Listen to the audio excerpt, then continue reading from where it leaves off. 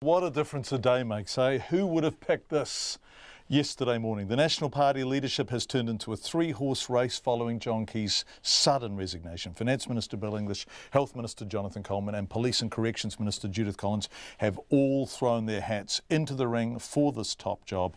I spoke to them all earlier. Those interviews are now online, but here's our Deputy Political Editor, Bramwell. National Party MPs met for 2 hours this morning as they decided on the process for selecting a new leader. The Northcote MP and former GP Jonathan Coleman was the first contender to publicly declare his hand when the caucus broke up. Dr Coleman says he's putting his name forward because it's time for some regeneration in the leadership. I feel it needs generational change. It's going to need new thinking in policy areas. It's going to need some new personnel, so combining the best of the current lineup with those who are coming through the caucus. We've got an extremely talented caucus. Dr Coleman says he's not worried about possible divisions within the party now that the leadership is being contested. Look, it's around how people conduct themselves, things staying in the caucus room, and in the end, look, once we've made this decision, we've all got to get behind the winner, and obviously I hope to be that winner. Bill English, the contender with John Key's backing, was next to confirm his interest in the top job. I've been intimately involved in the policies of the John Key-led government.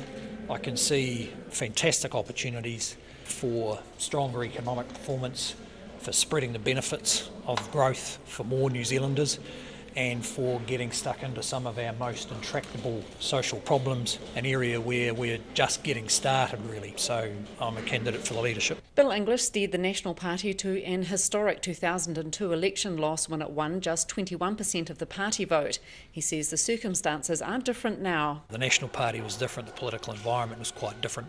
I've had, worked closely with the Prime Minister, learned an awful lot in those 15 years.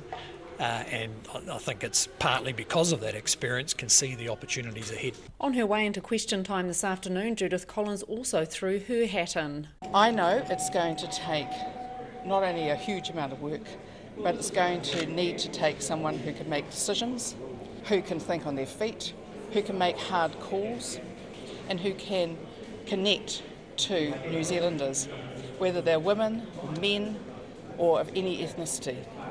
And I believe I can do that. Ms Collins says she's firmly put past controversies around Orovida and the Serious Fraud Office behind her. Well, I think I've been completely exonerated over these matters and I am happy to move on from it. I think too that one of the things that you learn in life is you learn from things that go wrong. And I've learned an awful lot.